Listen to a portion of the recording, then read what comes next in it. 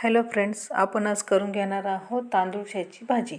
तांदूळशाच्या भाजीमध्ये कॅल्शियम फार असते. त्यासाठी लागणार आहे साहित्य आपल्याला कांदा आणि लसूण. बारीक कापून घ्यायचा कांदा आणि त्यानंतर कढई गरम करायची. कढईमध्ये गरम पाणी करायचं.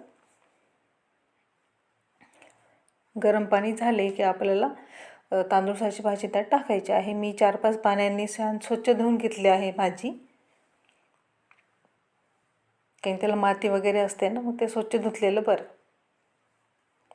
चला तर मग आता गरम पाणी झालं आहे, आपण भाजी टाकून घेऊया पाण्यामध्ये.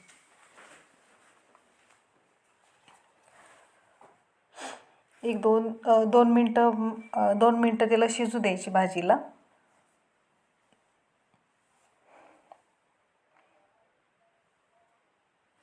मस्तपैकी त्याला कलर आलेला आहे. झाकण नाही ठेवायचं. झाकण ठेवलं कलर जातो भाजीचा. अजून कच्चीच आहे. जास्त हलवायची पण नाही. ती जास्त हलवली तर लूज पडते भाजी. आता मस्त छान शिजली आहे भाजी.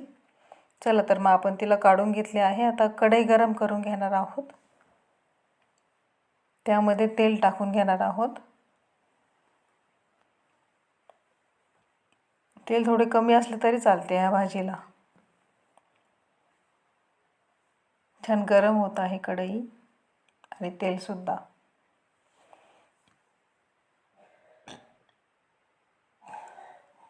गरम झाल्यावर आपण त्यात मोहरी टाकून घेत आहोत. त्यानंतर जिरे टाकायचे. जिरे टाकले की लसूण टाकायचं. छान तडतडले आहे मोहरी. आता लसूण टाकून घेणार आपण. त्याला गोल्डन ब्राऊन होईपर्यंत फ्राय करायचा. त्यानंतर त्याच्यामध्ये कांदा टाकायचा. कांदा जास्त असला तरी चालतो, भाजी छान लागते, टेस्टी आणखी.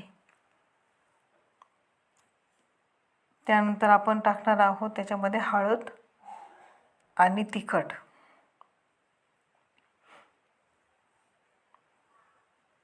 छान मिक्स करून घ्यायचे.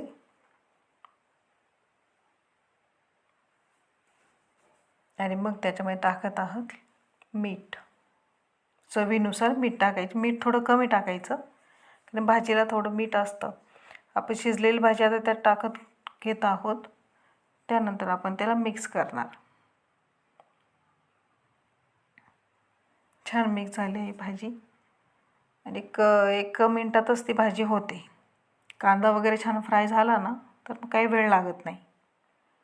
तर आपली भाजी तयार आहे सर्व करायला. किती छान गरमागरम झालेला आहे. ही भाजी आपण चपातीसोबत, नाचणीच्या भाकरीसोबत, ज्वारीच्या भाकरीसोबत किंवा बाजरीच्या भाकरीसोबत सुद्धा आपण खाऊ शकतो. कॅल्शियम फार असते या भाजीमध्ये. चला तर मग तुम्हाला कशी वाटली ते बघा. रेसिपी आवडली असल्यास तर कमेंट करून सांगा. चल बाय.